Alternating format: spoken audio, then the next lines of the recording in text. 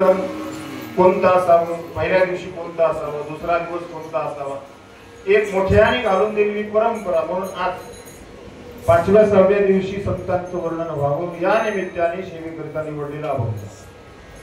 उपस्थित सर्वच तरुण युवक मंडळ, माता मावल्या, पुरुष मंडळीच्या या विशेष उपस्थितीमध्ये ज्यांनी या तुमची मला भेट घडवून दिली, माझे परम मित्र श्री आणि भक्तिपरायण अविनाश महाराज गंगाखेडकर आणि नाद ब्रह्म वारकरी शिक्षण संस्था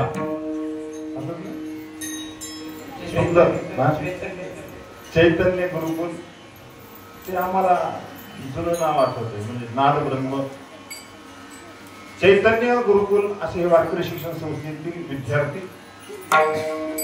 माझ्यासोबत आलेले श्री आणि भक्तिपरायण संभाजी महाराज, तसेच आमचे गुरुकुटे सर आणि पहिली चाल गायलेली सुंदर अशी सुरेश महाराज असते. महाराजांचं नाव देवानंद महाराज. सर्वांच्या उपस्थितीमध्ये पुरुष मंडळी आहेत, माता महोदय आहेत, लहान थोर बालक सर्वांच्या या प्रयत्नामध्ये आपण ठरलेल्या वेळेमध्ये भगवंताच्या चरणी समर्पित करण्याचा हा सुयोग सर्वांमध्ये उरलेल्या वेळेत आपण या अभंगावरचं चिंतन करू.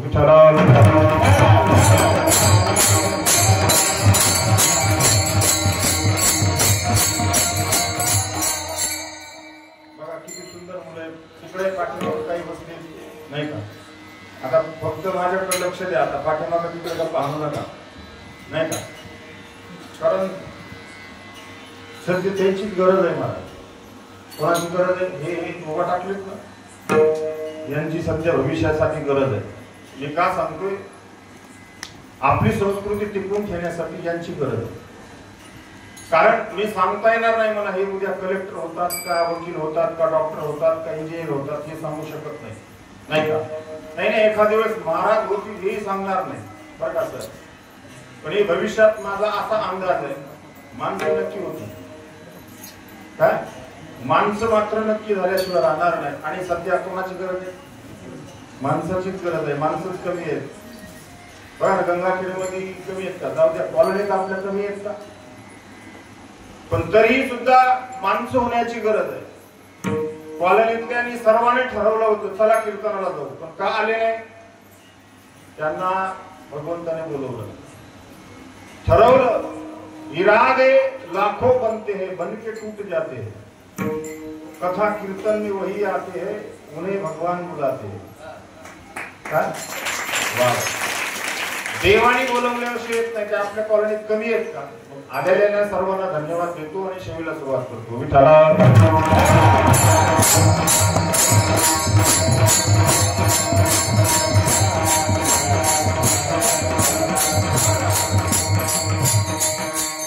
अभंग संत प्रकरणातील जगद्गुरु तुकोबरायांचा आहे. संतांचं वर्णन करणारा अभंग आहे. अभंगाचा शाब्दिक अर्थ तिकडे लक्ष द्या बरं. मावल्यानं म्हणतो सगळ्यांनी एकच तास पूर्ण आपल्याला. अभंगाचा शाब्दिक अर्थ आहे संतांनी सरता केलो तैशापदी. सरता आणि सरिता वेगळा बरं का सुरेश महाराज. सरिता म्हणलं की शब्द बदलला, अर्थ बदलला. सरिता म्हणजे नदी आणि सरता या शब्दाचा अर्थ आहे संतांनी सरता केलं म्हणजे मला आपलंच केलं. कळण्यासाठी सांगतो, सरताच्या विरोधात शब्द आहे परता. मग संत परता करत नाहीत, करता करतात म्हणजे आपल्यासारखं करतात. मग कसं करतात? जसं चंदन आणि बोर आहे, चंदनाने बोरी व्यापली गेल्या. बोरीचा स्वभाव आहे नाही का काटा मारणे, पण चंदन बोरीच्या संगतीत आल्यामुळं बोर सुद्धा चंदन झाले. चंदनाची गुण ते ठरलेलं आहे महाराज. म्हणून संतांमध्ये गुण आणि दोष संत महात्मे पाहत नाहीत. गुणदोष याती न विचारी काही, ठाव दिला पाही आपुलिया. जगद्गुरु तुकोबराय म्हणतात. म्हणून अशा समर्थ संतांची तुका म्हणे आले समर्थाच्या मना, तरी होय राणा रंक त्याचा. रंक असू द्या त्याचा राणा करण्याची ताकद, राजा करण्याची ताकद संतांमध्ये. संतां एवढी शक्ती आतापर्यंत कोणातच नाही बघा. या जगतात जर संत सोडले तरी अलौकिक शक्ती फक्त संत महात्म्याकडे. आणि ती शक्ती संतांची सेवेमध्ये जे मला मिळालेलं फल, त्या फलाची या ठिकाणी अभंगात ते फल व्यक्त करतात. जगद्गुरु तुकोबाराय अनुभव सांगतात बरं का. स्थितीपर प्रकरणातील अभंग आहे जी अनुभूती आली संत सेवेमध्ये. अनुभव जर पाहिला तर अनुभवाचे प्रकार वेगवेगळे पडतात. संतांचा अनुभव वेगळा आहे आणि तुमचा आमचा अनुभव वेगळा आहे. संतांचा अनुभव देश काल वस्तूने अमर्यादित, म्हणजे देश जरी बदलला तरी संत अनुभव बदलू देत नाही. काळ बदलला तरी संतांचा अनुभव बदलत नाही. आणि आपला आजचा अनुभव उद्या नाही आणि उद्याचा अनुभव परवा नाही. म्हणजे देश बदलला की आपला अनुभव बदलतो, काळ बदलला की आपला अनुभव बदलतो. जाऊ द्या देशाचं सोडून द्या. अहो आपलं कसं आहे, जिल्हा बदल झाला की आपला अनुभव बदलतो बर का. आपण परभणी जिल्ह्यात आहेत ना, परभणी जिल्ह्याची भाषा वेगळी आहे. प्रत्येक जिल्ह्याची भाषा बदल आहे. बीड जिल्ह्यात गेला तर आपण बीड जिल्ह्याची भाषा वेगळी, नांदेड जिल्ह्यात गेला नांदेड जिल्ह्याची भाषा वेगळी. तिकडे कधी गेला तर म्हणतात आपल्याला कधी आल्या आणि कधी गेल्या, नाही का. आपण कसं म्हणतो कधी आलात या बसा, तिकडे तसं नाही, कधी आल्या हो. भाषा बदलली. अहो नांदेड सोडा, सोलापूर जिल्ह्यात जाऊ. सोलापूर जिल्ह्यातली जेवायला सुंदरपैकी 5 पक्वानाचा बेत केला. जेवायमध्ये अनेक प्रकारचे बेत होता, अनेक प्रकारच्या चटण्या होत्या. आपल्या इकडे हिरव्या मिरच्याची चटणीला काय म्हणतो, ठेचा म्हणतो. तिथं जेवायला बसवलं, त्या ताईने विचारलं, महाराज तुम्हाला चटका देऊ का? चटका देऊ का? मी जरा घाबरलो बरं का. चटका मला काय माहित नाही, आपण परभणी जिल्ह्यातले. चटका म्हणलं नको, मला चटकाही नको चटका. तिने आपल्या मालकाला विचारलं, अहो तुम्हाला देऊ का चटका? मला हो बिंदास तू म्हणले. मला वाटू लागला तर हे चटका नेमका कुठे बसतोय बघा. मला माहित नव्हतं, पण ते म्हणले मला द्या चटका. चटका दिल्यानंतर त्या चटक्यात असं होतं, मला लसण टाकलेलं होतं, जिरे टाकलेलं होतं, मोहरी टाकलेलं होतं, अनेक प्रकारचा घमघमाट येत होता. मला वाटतं अरे चुकून आपण मागायलाच पाहिजे होतं. मी खाली मान घालून म्हणलं, ताई मला 2 चटके का. मी का सांगितलं, देश बदलला की आपला अनुभव बदलतो, जिल्हा बदलला की आपला अनुभव बदलला. प्रत्येक जिल्ह्याची भाषा वेगळी आहे, पण संत महात्म्याचं तसं नाही. मला जिल्हा बदली असू द्या नाही देश बदलू द्या तरी संतांनी अनुभव बदलू दिला नाही. उदाहरण नामदेवरायाचं घ्या. वारकऱ्याची पताका खांद्यावर नामदेवरायांनी महाराष्ट्र सोडून पंजाब मध्ये पडतो. पंजाब महाराष्ट्र सोडला, पण अनुभव बदलू दिला का? नाही. संत महात्मे कधी अनुभव बदलू देत नाही. जे ज्ञानोबारायांनी अनुभव दिला ते पुढे नाथ महाराजांनी दिला. जे नाथ महाराजांनी सांगितलं ते तुकोबारायांनी सांगितलं. प्रमाणाने आपल्याला पाहता येईल. ज्ञानोबाराय म्हणतात, अवघाची संसार सुखाचा करी, आनंदे भरीन तिन्ही लोक. हे ज्ञानोबारायचं प्रमाण आहे बरं का गुरुजी. त्याच्या पुढचं प्रमाण नाथबाराचं सांगतो, अवघे चित्रैलोकी चरणी जगन्नाथ चित्त ठेवे. ज्ञानोबारायचं प्रमाण तेच, नाथ महाराजांचं तेच, आणि जगद्गुरु तुकोबाराय सुद्धा तेच म्हणतात. आनंदे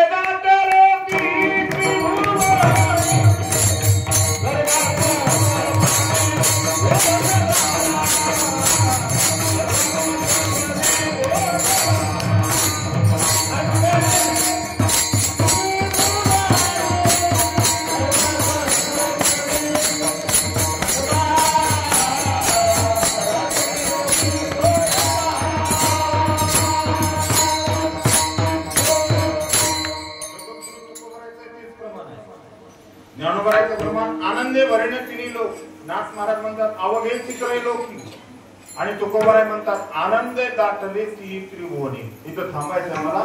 संत महात्मे अनुभव देताना सारखा देतात, पण तुमचा आमचा अनुभव बदलत राहतो. जे ज्ञानोबारायांनी सांगितलं, सानिध्य प्राप्त झालं मला संतांचं. जगद्गुरु तुकोबाराय म्हणतात जे संतांनी मला केलं, संतांनी मला आपलंच केलं, जे आणि संतांची सेवा केल्यानंतर मला काय अशी माझ्या जीवनात क्रांती झाली, ती क्रांती आजच्या अभंगात वर्णन करतात. विठ्ठल विठ्ठल.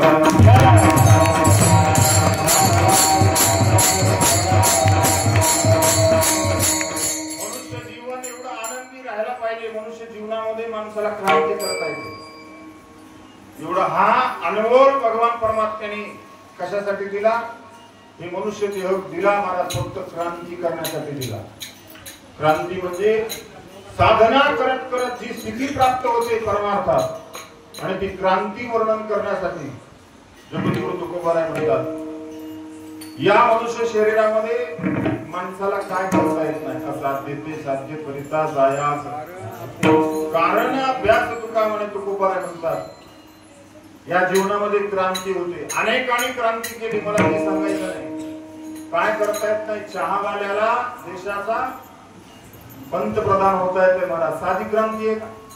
आपण जर ठरवलं तर निश्चित आपली क्रांती होती. आणि तीच क्रांती तुकोबारायांच्या अभंगात वर्णन करतात. संत सेवा घडली. संतांकडे महाराज आतापर्यंत संतांपेक्षा मोठं कोणी झालं नाही. आपण समजतो देव मोठा, देवापेक्षाही मोठं जर कोण असेल तर संत आहे. जी देवाकडे शक्ती नाही ती संतांकडे शक्ती आहे. जे वैभव म्हणतो आपण, देवासारखं वैभव दुसऱ्याला नाही, पण संत महात्म्याकडे असं वैभव आहे महाराज. तुकोबाराय म्हणतात, त्रिभुवन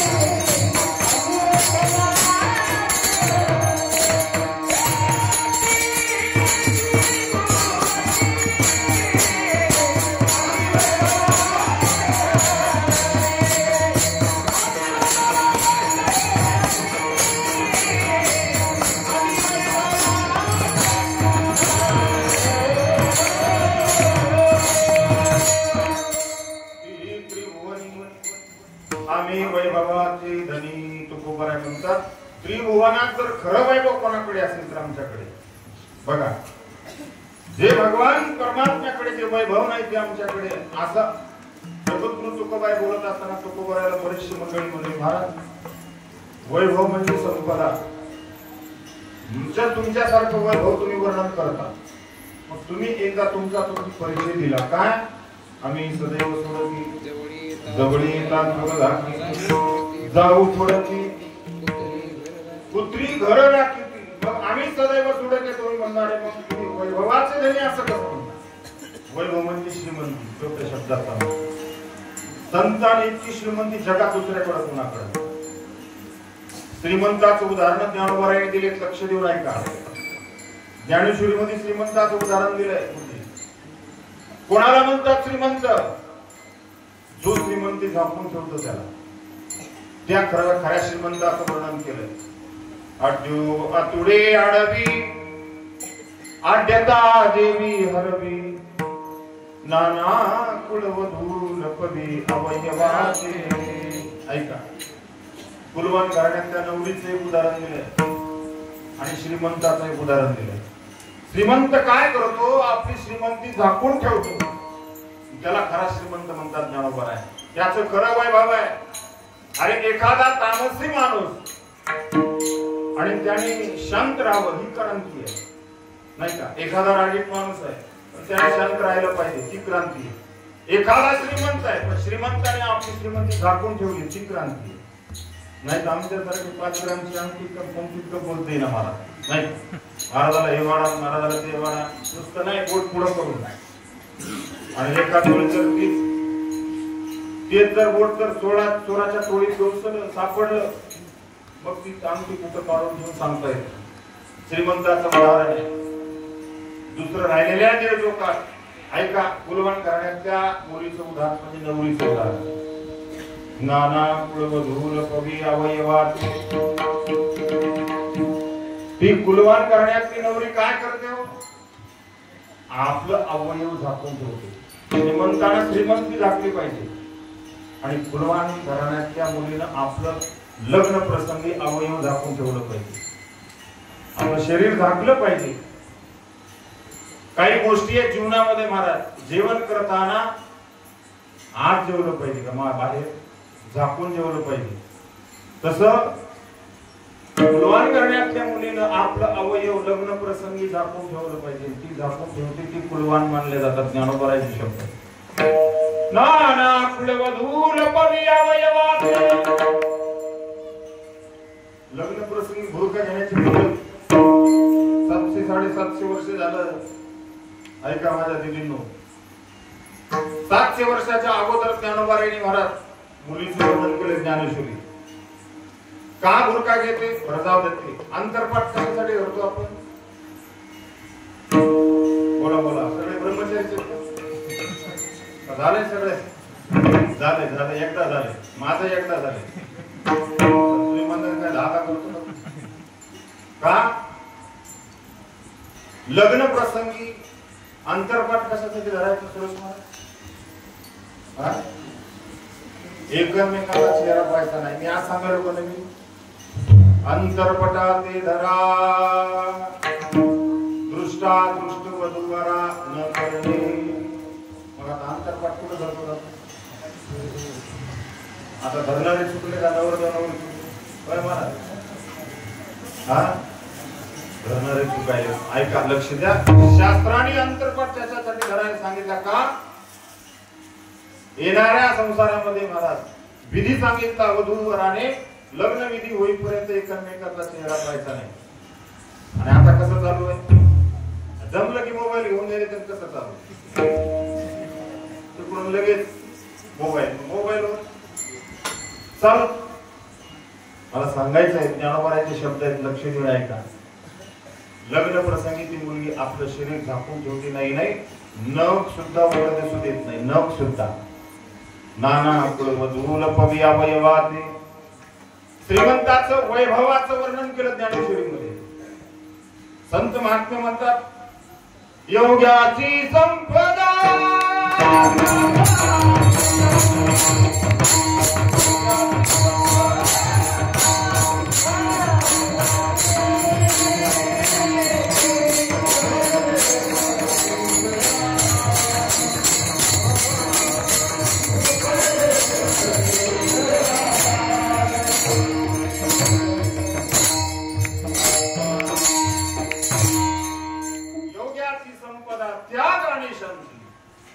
वयलोकी कीर्ती सोहळा मान. ही संतांची ओळख आहे. तुम्ही वैभवानं कमी समजू नका संतांना. उदाहरण 2 मिनिटात सांगतो तुम्हाला. किती श्रीमंती आहे संतांकडे. आपल्याकडे असून किती श्रीमंती असणार आहे सांगूच का? ज्यावेळेस नामदेवरायाकडे तर श्रीमंती होती का मला? संतांमध्ये शांती ब्रह्मश्री एकनाथ महाराज सोडून बाकी जर आपण संत वाङ्मय पाहिलं तर आपल्याला सगळं वाङ्मय वैभवाने कमी दिसतं. पण नामदेवरायचं वैभव आहे का? एकदा पंढरपुरामध्ये नामदेवरायची पत्नी राजाई आणि परिसा भागवताच्या पत्नी दोघींची चंद्रभागेला भेट झाली. दोघी मैत्रिणी गप्पा करत असताना धुणं धुवायला गेले होते चंद्रभागेला. परिसा भागवताच्या पत्नीने सांगितलं, अगं राजाई, किती दिवस तुझे मालक पांडुरंगाची भक्ती करणार आहे? आणि त्या पांडुरंगाची भक्ती करत करत आयुष्य संपलं. काय दिलं पांडुरंगाने? ज्या पांडुरंगाची भक्ती केली, जे पांडुरंगाचे भक्ती करतात त्या भक्ताला पांडुरंगाने काय दिलं? महाराज त्याच्यात जे पांडुरंगाची भक्ती करतात, जगद्गुरु तुकोबाराय म्हणतात, जे त्याच्याकडे गेले त्याचा संसार संपला. नाही का? संसाराचं वाटोळ झालं. देवाची या कुणाला ज्याच्या घरी त्याच्या पुढे चिरा संसारास. जे खरं देवाच्या मागे लागले ना महाराज, त्याने संसार घरावर आपल्या तुळशीपत्र ठेवले. नामदेवरायाने कीर्तनाला आरंभ केला. नामदेवरायाचा जर व्यवसाय पाहिला, नामदेवरायाचा व्यवसाय कपड्याचा होता, शिंप्याचा व्यवसाय होता, एवढा मोठा व्यवसाय. पण कीर्तनाला आरंभ केला की व्यवसायाला घाटा आला. आणि आम्ही कीर्तनाला सुरुवात केली, कसं झालं आमचं? नामदेवाने कीर्तनाला सुरुवात केली की सगळं संसाराचं वाटलं झालं. आमचं कीर्तनाला सुरुवात केली की गुरुजी गाड्या घोड्या काय सांगावं तुम्हाला. कारण माझं सांगणं आहे, एका महिन्यामध्ये 2 तलवारी बसत नाही. मग परमार्थ तरी होईल, नाही तर संसार तरी होईल.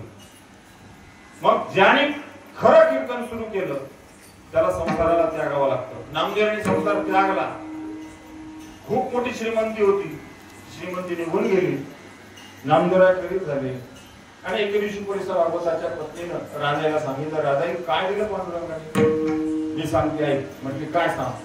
म्हटली माझे मालक देवीची उपासक आहे आणि देवीनं त्यांना प्रसन्न होऊन त्यांना परीस दिला. परीस मी काय करू? म्हणते राजाई. ते म्हणते हे काम कर. मग करायला लावलं तुझ्या मालकाला देवीची उपासना. ती म्हणते एक धडीला चित्ती आम्ही रखुमाईचा पती, एक गावे आम्ही विठोबाचे नाम. राजाईने ते चंद्रभागेत प्रवचन सुरू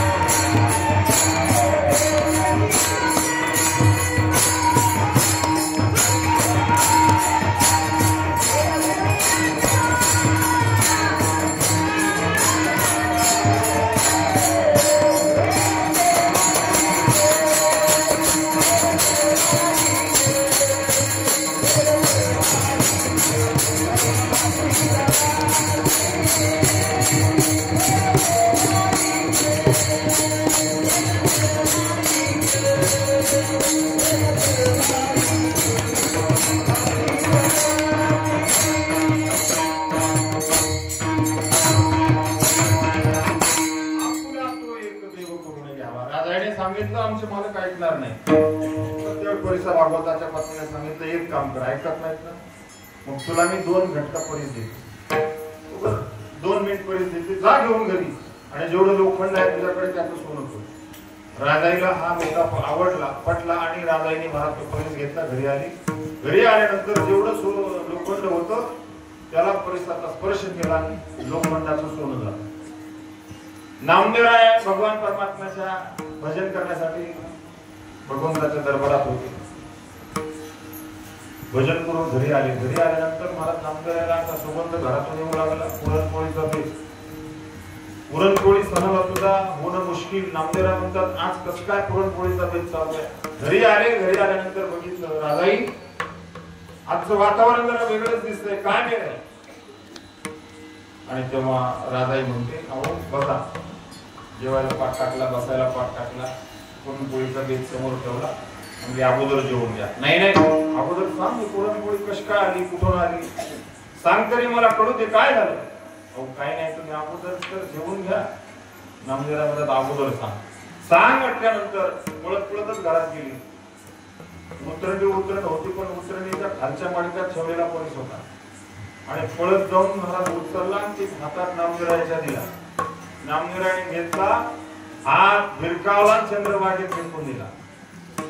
चंद्रभागेत फेकल्यानंतर राजाई म्हणू लागली अहो हे काय करता तुम्ही, असं काय करता, काय झालं? तर ते आता परिसा भागवताच्या पत्नीला मी काय देऊ आता? नामदेवराय गप्प बसले. पण बातमी ही राजाईने महाराज आपल्या मैत्रिणीला सांगितली. परिसा भागवताच्या पत्नीला कळाल्यानंतर तिने ते महाराज शंखम तत्वा शंखच वाजवलं, आरडायला सुरुवात केली. म्हणजे हे काय राजाई, असं असतं का? परीस मी दिलेला तुला, माझ्या मला परीस परत करून दे. परिसा भागवताला कळालं आपला परीस लटलट कापू लागली. सांगितलं अहो मी 2 मिनिटासाठी राजाईला दिला होता. त्या राजाईच्या मालकानं म्हणजे नामदेवरायांनी चंद्रभागेत फेकून दिला. महाराज पळत पळत परिसा भागवता आले आणि नामदेवरायला म्हणू लागले, तुम्ही भगवान विष्णूचे दास म्हणून घेता, कुठे आहे आमचा परीस? नामदेवराय सांगितलं जा चंद्रभागेत फेकून दिलाय, तुमचं ओळखून घ्या. परिसा भागवत म्हणतात मस्करी करता का तुम्हाला, थट्टा करता का? तुम्हाला दिलेला परीस ते माझे मला परत करून द्या. तुम्ही स्वतःला विष्णुदास म्हणून घेता, परीस माझे मला परत करा. नामदेवरायांनी महाराज परिसा भागवताला घेतला. चंद्रभागेत आले. आल्यानंतर कुंडलिकरायाच्या पाठीमाग नामदेवराय चंद्रभागेत उतरले. पाण्यात आपले हात घातले, जेवढ्या ओंजळीमध्ये वाळूचे खडे येतात तेवढे उचलले आणि आता परिसा भागवताला म्हणू लागले, याच्यातला एक खडा घ्या, तुमचा ओळखून घ्या. परिसा भागवत म्हणते आता हे वाळूचे खडे तुम्हाला चूक वाटत असेल तर तुम्ही परीस आहे का म्हणून एखाद्या लोखंडाला लावून बघा. परिसा भागवताला जाणं होतं, जाणवायला चावी लावलेली होती, किल्ली लोखंडाची किल्ली होती. परीस घेतला, चावीला लावला, चावी सोन्याची झाली. चमत्कार झाला असं परिसा भागवताला वाटलं. त्याच्यातला एकच खडा उचलला होता. ऐकताय ना तुम्ही? हातात जेवढे वाळूचे कण हाताला लागले तेवढे परीस झाले. मला सांगा परिसा भागवताकडे एकच परीस होता, एवढे श्रीमंत होते. आता नामदेवरायाला जेवढे वंदळीत खडे सापडतात तेवढे परीस होतात, मग श्रीमंत कोण? नामदेवराय सांगितले मला थांबायचं इथं, जे खरं वैभव आहे तुम्ही आपण जरी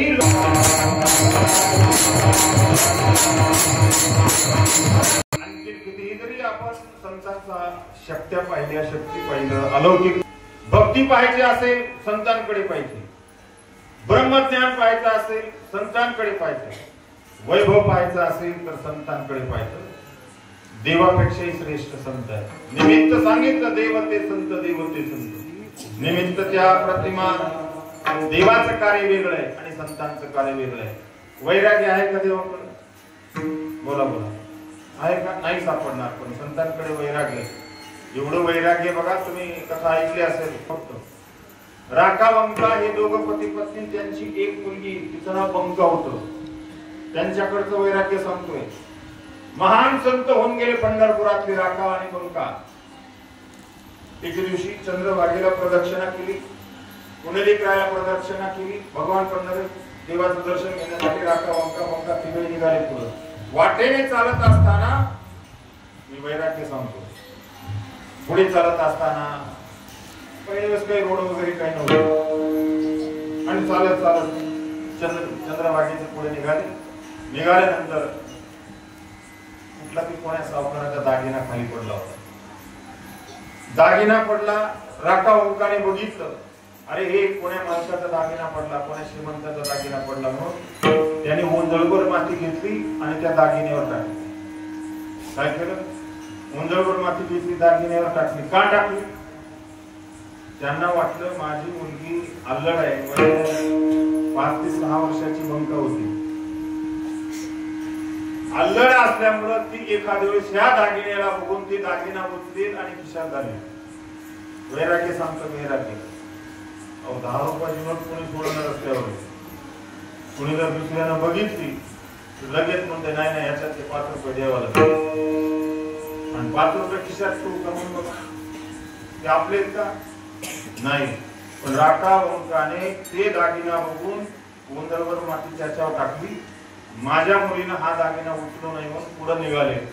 आल्यानंतर आपल्या आपल्या पर्णकुटीत जाऊन बसले. मुलगी जवळ गेली, आई बाबाला म्हणू लागली, आई बाबा तुम्ही आपण प्रदक्षिणा करत असताना तुम्ही खाली का वाकले होते, का थांबला होता तिथं?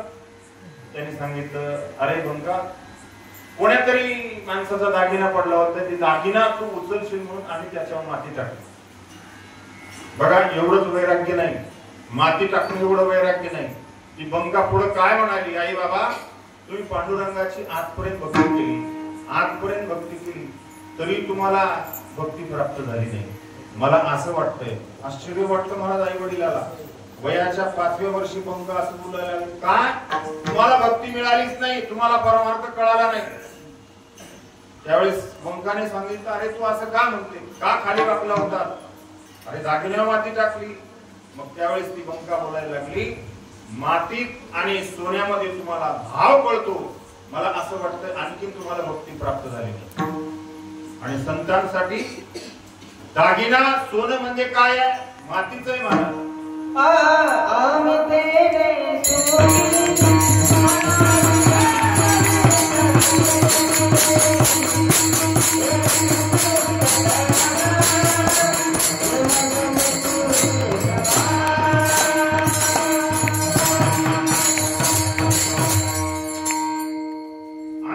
सुखी मना विठ्ठल विठ्ठल मुखी. बरं का, सोनं आणि माती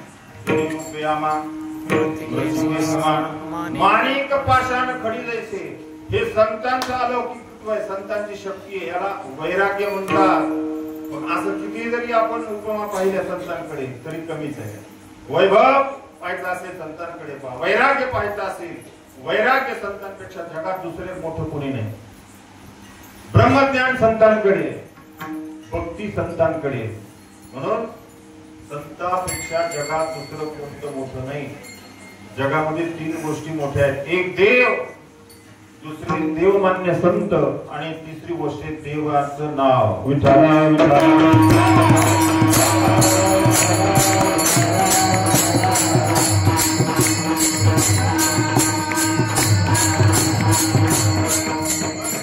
ज्याला आपल्या जीवनाचं भलं करायचं आहे ना, त्याने संत सेवा केली पाहिजे. तुका म्हणे दिले भले संत संगष्टने, साधूची सेवा घडणं. ज्याला जीवनामध्ये अलौकिकत्व, जीवनाची क्रांती करायची आहे, संत सेवा. आणि त्या संत सेवेत काय क्रांती घडते तो करायला विचारू नाही का. ज्याला जीवन आनंदी बनवायचं आहे, प्रत्येकाचा प्रयत्न आहे मनात आपण आनंदात राहावं. आपण आनंदात बरोबर आनंदात असायला पाहिजे का आनंद आत असायला पाहिजे? होय, कसं असं आपलं कसं आहे, आपण आनंदात आहे, पण आनंद इकडं वातावरण विचारतो, गुलाबजामुन पाकात का पाकात, जामुन पाकात का पाकात, पाकात. तसा परमार्थ जोपर्यंत आत जात नाही तोपर्यंत मला संतत्व कळणार नाही, संतांची शक्ती कळणार नाही. भूक लागल्यावर माणसाला शरीराला लागते का मनाला लागते? होय महाराज. आता भूक शरीराला लागायची का मनाला? शरीराला. मनाला म्हणायचं तर शरीराला म्हणायचं नाही, शरीराला लागते. मग शरीराला लागल्यानंतर आता जेवाय बसल्यानंतर आता भात घ्यायचा, इथं बांधायचा, चपाती मागून बांधायची, वरण बनवून टाकायचं, जमते का? शरीराला भूक लागते का? शरीराला भूक लागत नाही, मनाला भूक लागते. जोपर्यंत मनाला भूक लागत नाही तोपर्यंत आपण शरीराला खाऊ घालत नाही. तसं परमार्थाची भूक मनाला लागेपर्यंत पुन्हा आपल्याला शरीर, ती काया भगवान परमात्म्याला समर्पण करावं लागतं. आता सध्या कसं झालं बघा, समर्पण होणं गरजेचं आहे. संतांना समर्पण व्हा, निश्चित आपल्याला मनाची शक्ती प्राप्त होते. देवाला समर्पण व्हा. आता कसं आहे बघा, आस्थावर चालू आहे, 1 लोटा जल सब समस्या का हल करते. बघा आमच्या मातामध्ये विचारतो, कोणाकोणाच्या समस्या दूर झाल्या? हात वर करून सांगा. झाल्या का कोणाकोणाच्या समस्या दूर? तुला सांगा झाल्या ना? मग का होईनात आपल्या समस्या दूर? आपण समर्पण होत नाही. त्याला एकदा त्या भगवान शंकराला पाणी व्हायचंय, एका तांब्याने तो देव प्रसन्न होतो. सध्या महाराज पंडितजीने सगळीकडे वातावरण करून ठेवलं, पण जोपर्यंत समर्पण होत नाही, खुद को मैं कर दूंगा तुझको समर्पण, मेरा तू मेरा तेरे ही आने से मेरी सारी जिंदगी सजी है लगी मेरी तेरे संग लगी हूँ मेरे शंकरा लगी मेरी तेरे संग लगी हूँ मेरे शंकरा खुद को मैं कर दूंगा तुझको समर्पण समर्पण म्हणजे काय की मन त्याला एकदा देऊन टाकलं मग मात्र महाराजची सेवा होते मन हे राम धारे मन हे राम धारे एकदा मनाला राम केल्यानंतर तसं संतांचं समर्पण एकदा संतांना समर्पण व्हा मग ती शक्ती आपल्याला प्राप्त होते तो अनुभव ती स्थिती काय प्राप्त झाली जगद्गुरु तुकोबांनी पहिल्या चरणात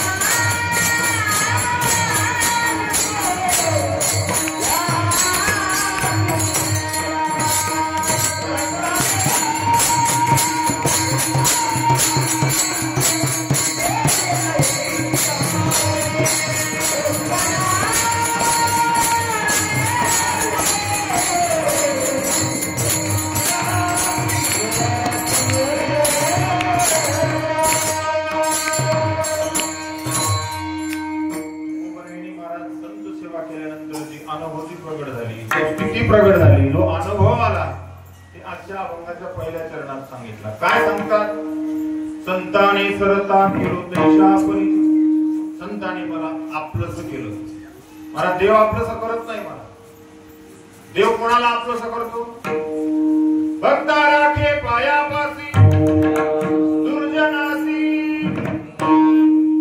आपलंसं करतो फक्त भक्ताला देव आणि दुर्जन जरी असला ना दुर्जनाला आपलंसं करण्याची ताकद फक्त संतांकडे दया करणे दे पुत्रासी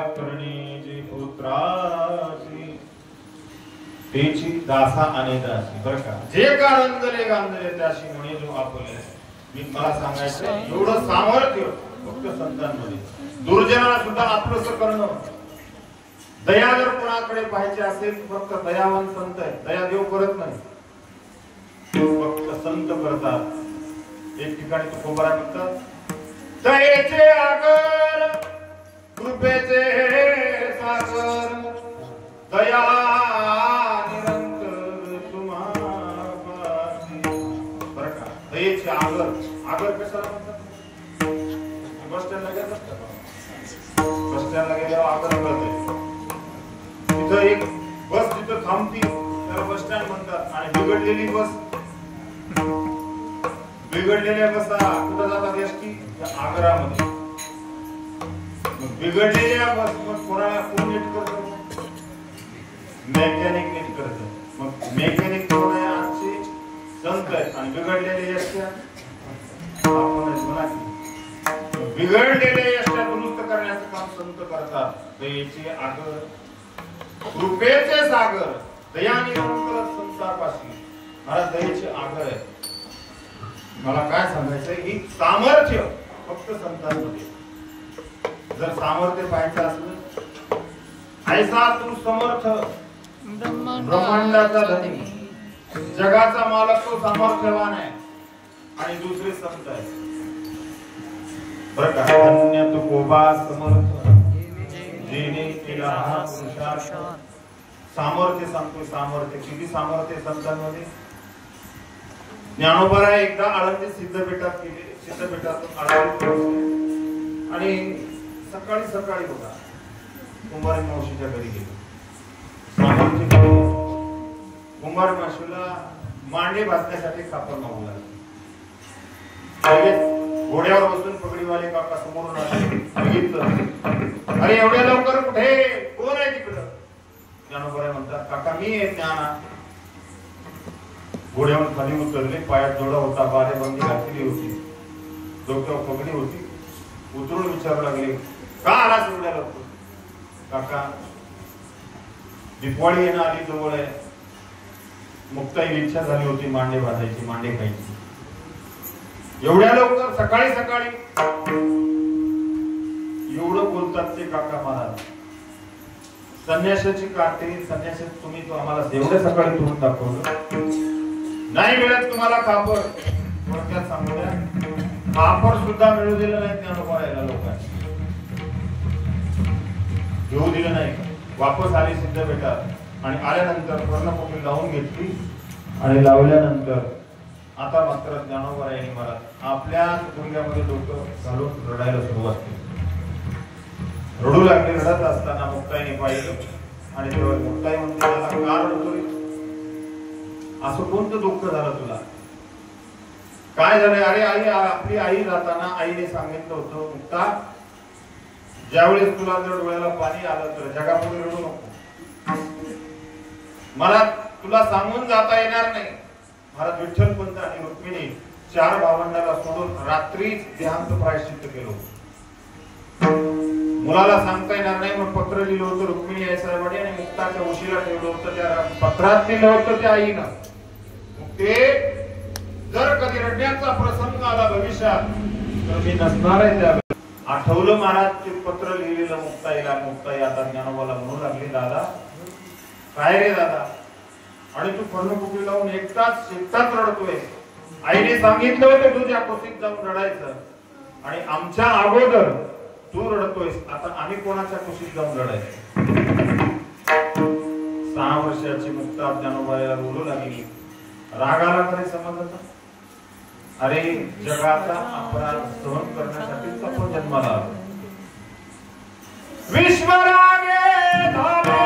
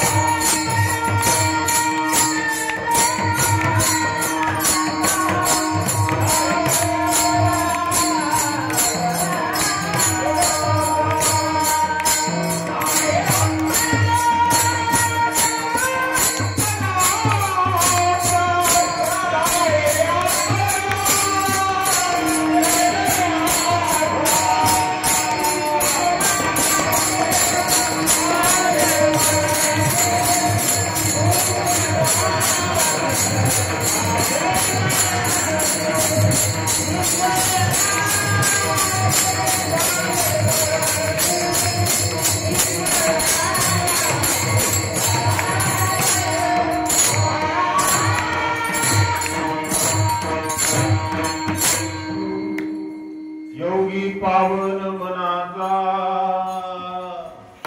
साहे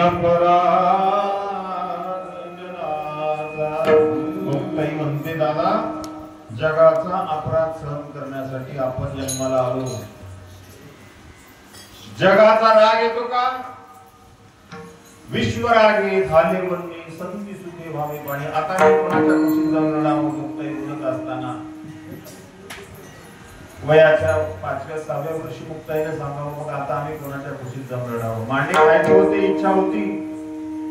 कथाभाग माहिती सगळ्यांना. मी सामर्थ्य सांगतो. ज्ञानोबरायांचं सामर्थ्य. त्यावेळी ज्ञानोबरायांची मुक्ताईने डोळे पुसले आणि आता मी दादा तुला म्हटलं होतं मांडे खायचे. निवृत्ती दादा पाठावर बसलाय बघ त्याला मांडे करून द्यायचे. त्यावेळेस मला ज्ञानोबरायांनी योग्य सामर्थ्याने आपला जठर अग्नी पेटवला आणि मुक्ताईला सांगितलं खापर दिलं नाही काकाने मिळू दिलं नाही. मग आता मांडे कशावर बसायचे? योग सामर्थ्याने आपली पाठ कापवली. सूर्यापेक्षाही लाल ज्ञानोबरायांची पाठ झाली आणि आता सांगितलं मुक्ता आता मांडे भात पाठीवर. आणि मुक्ताईने माझ्या ज्ञानोबराच्या पाठीवर मांडे घातले. ऐका सामर्थ्य कोणाकडे? जगामध्ये मला देव सामर्थ्यवान असेल, देवापेक्षाही श्रेष्ठ जर सामर्थ्य असेल कोणाकडे तर त्यांना संत म्हणतात. संतांकडे सामर्थ्य आहे, दुसऱ्याकडे नाही म्हणून संत सेवा अत्यंत महत्वाची आहे. तुकोबाराय म्हणतात ते सामर्थ्य आम्हाला प्राप्त करून दिलं. त्या संत सेवेमध्ये आम्ही वैभववान झालो, आम्ही वैराग्यवान झालो. त्या विसोबा काकाला ज्ञानोबरायांनी नामदेवरायाची गुरु केली. मिळू दिलं नाही खापर, मांडे खाऊ दिले नाही, पण अधिकार ज्ञानोबरायांनी दिला मनात विसोबा काकाला. ज्या वेळेस मांडे तयार केले विसोबा काकांनी पाहिले मांडे खायची इच्छा होती. खातात का मांडे म्हणून पर्णमुखीत येऊन सिद्धपीठात येऊन बघितलं होतं विसोबा काकांनी. बघितलं तर मुक्ता मांडे खाऊ लागली. मुक्ताईच्या ताटातच विसोबा काका बसले आणि मुक्ताईचे उष्ट मांडे खायला बसल्यानंतर आता मुक्ताईचा स्वभाव फटकळ होता. ठेवत मनामध्ये काहीच न ठेवून बोलणारी मुक्ताई आता मुक्ताई म्हणू लागली काय हो काका खेचरासारखे खायले तुम्ही. अगोदर त्यांचं नाव विसोबा स्वामी होतं. खेचर कधी पडलं? मुक्ताईची उष्टे मांडे खाल्ल्यानंतर. खेचर या शब्दाचा अर्थ काय? खेचर म्हणजे गाढव. दुसरा शब्द खेचर म्हणजे भूत. तुम्हाला कोणता आवडला ते घ्या. मग गाढवासारखा असं का खायले? त्याच्यानंतर महाराज विसोबा खेचर नाव पडलं. विठ्ठला विठ्ठला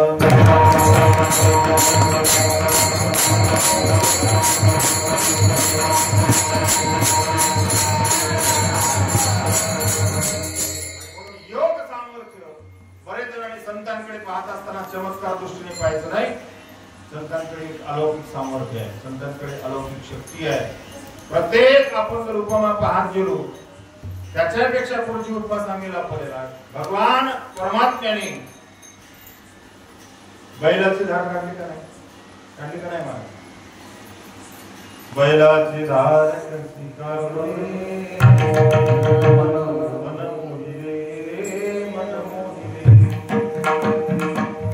डोळ्यामध्ये कृष्णाने बैलाची धार काढली गोकुळामध्ये. पण जगद्गुरु तुकोबारायांनी नंद बाबाच्या कृष्णाने बैल दुहितानंदाची घरी बैलाची धार काढली. महाराज बैलामध्ये चैतन्य होतं पण ऐका, पण माझ्या तुकोबारायांनी नंदीची दूध काढलं. नंदी काय केलं? नंदीचं दूध काढलं. भागीरथी मातेने सांगितलं होतं बाबा इच्छा होती भागीरथीला बाबा एकदा या न भेटायला. भागीरथीने आपल्या जगद्गुरु तुकोबारायला दूध नव्हतं त्यावेळेस भागीरथी भेटायला आल्यानंतर तुकोबारायांनी नंदीचं दूध काढलं भागीरथीला दिलं. मग मग त्या नंदीमध्ये चैतन्य होतं का? निर्जीव असलेला नंदी जगद्गुरु तुकोबाने त्याचं दूध काढलंय. मला सांगायचंय हे संतांचं सामर्थ्य आहे.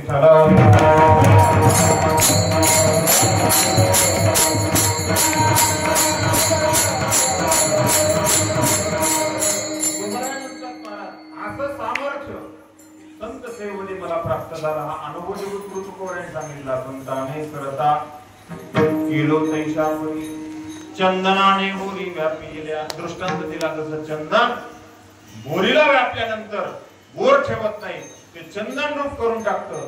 तसं कितीही जरी दुर्जन एखादा महाराज संतांकडे गेल्यानंतर संत होतो. म्हणून तुकामणी अंगी पावे जे आपण तरी महिमान येईल. संतत्व करण्यासाठी संत व्हावं लागतं.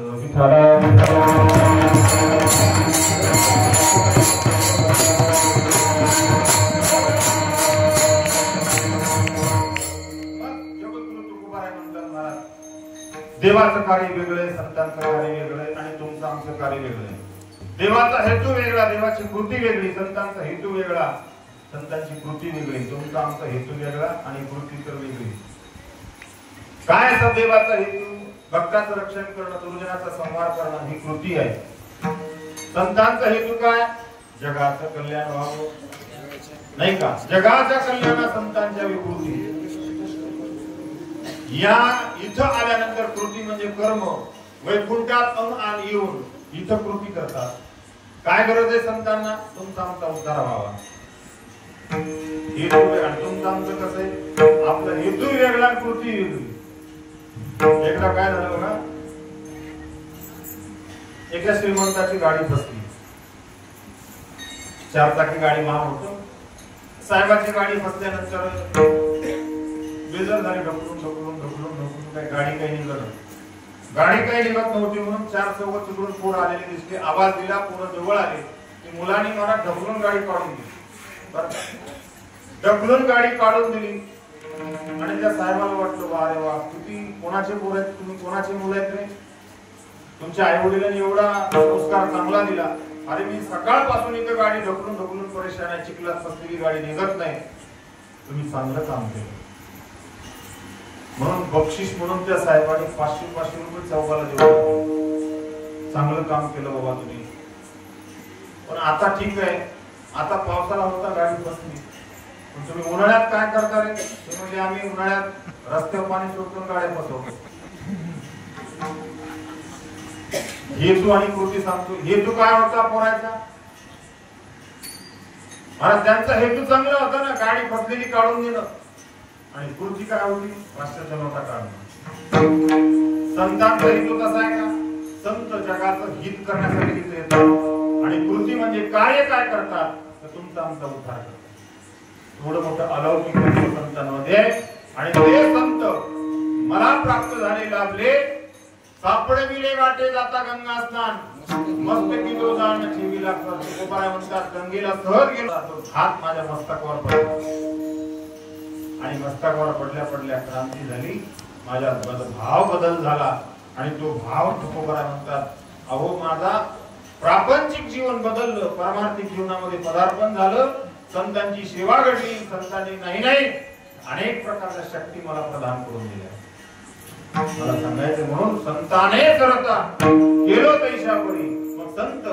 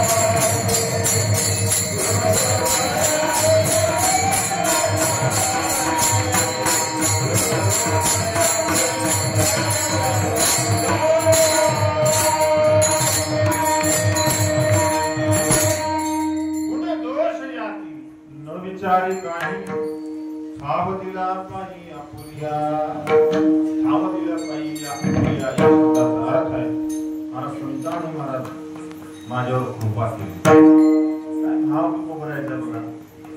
ठाव दिला पायी आपुलिया म्हणून संत महात्मे गुणदोष काढत नाही. तुका म्हणे याची होका तयाची बोलत. संत महात्मे जातीपात करत नाही. संत महात्मे गुणदोष बघत नाही. संत महात्मे महाराज इहलोकी तोची सर्वाभूती सम शरीराचा भ्रम नेणे कदा. मी कुठं बसलोय काय करतोय याचं भान संतांकडे नसतं. मी काय खातो कासया सांगाते हे सुद्धा भान नसतं. हे संतांकडे शक्ती आहे नाही का. नाहीतर आपल्याला भात मीठ कमी पडलं तर भाजी खावं वाटत.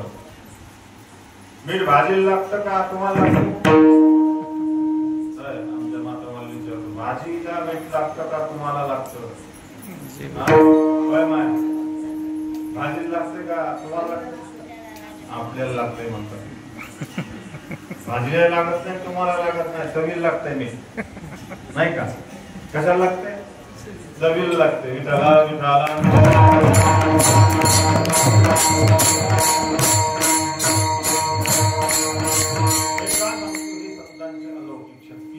जगद्गुरु तुकोबराय म्हणतात अशी शक्ती आम्हाला मला प्राप्त झाली. हे अनुभव तुकोबराय म्हणतात.